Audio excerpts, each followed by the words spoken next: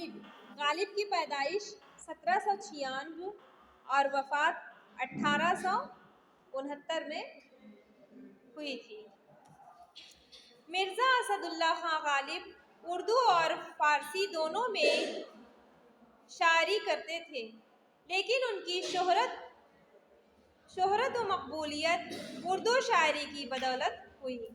उन्होंने गज़लों में आला ख़यालात बड़ी खूबी से बयान किए हैं। उन्होंने मुश्किल गज़लें भी कही हैं और सहल भी, और दोनों ही अपनी बेमिसाल क़ुव्वत शायरी के जौहर दिखाए हैं। इसमें इन्होंने कहा, इब्न मरियम हुआ करे कोई, मेरे दुख की दवा करे कोई, ना सुनो गर बुरा कहे कोई, ना कहो गर बुरा करे कोई, रोक लो गर गलत चले कोई, बख्श दो गर खता करे कोई, जब तवक्का ही उठ गई गालिब, क्यों किसी का गिला करे कोई। यहाँ पर कह रहे हैं इब्न मरियम हज़रत ईसा मसीह अलैहिस्सलाम की तरफ इशारा है। कह रहे हैं मेरे दुख की दवा करे कोई। कह रहे हैं कि जिस तरह से हज़रत ईसा मसीह अलैहिस्सलाम लोगों के दुख दर्द तकलीफ़ में उनकी मसीहाई करते थे और उनके दुख दर्द को ख़त्म किया करते थे, ऐसा कोई है दुनिया में हज़रत ईसा मसीह अलैहिस्सलाम की तरफ कि जो हमारे दुख दर्द को दूर करने वाला। ना सुनो गर बुरा कहे कोई।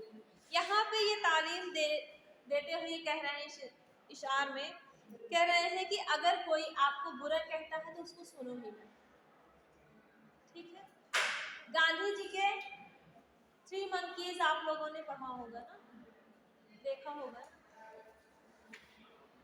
ना सुनो गर बुरा कहे कोई, ना कहो गर बुरा करे कोई।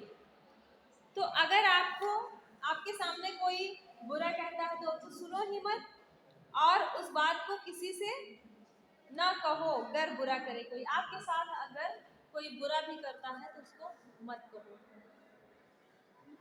रोक लो गर गलत चले कोई।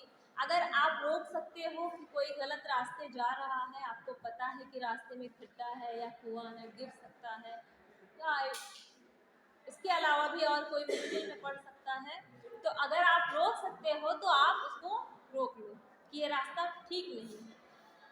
बख्श दो गर खता करे कोई। और अगर किसी से गुनाह हो जाता है, कोई गलती हो जाती है, क्योंकि हमारे हज़रत दादा आदम अलैहिस्सलाम से भी गुनाह हुआ था, गलती हुई थी, तभी तो इस दुनिया में भेजे गए और अल्लाह ताला ने माफ़ किया था, तो हमें भी लाजिम है कि हम माफ़ कर दें।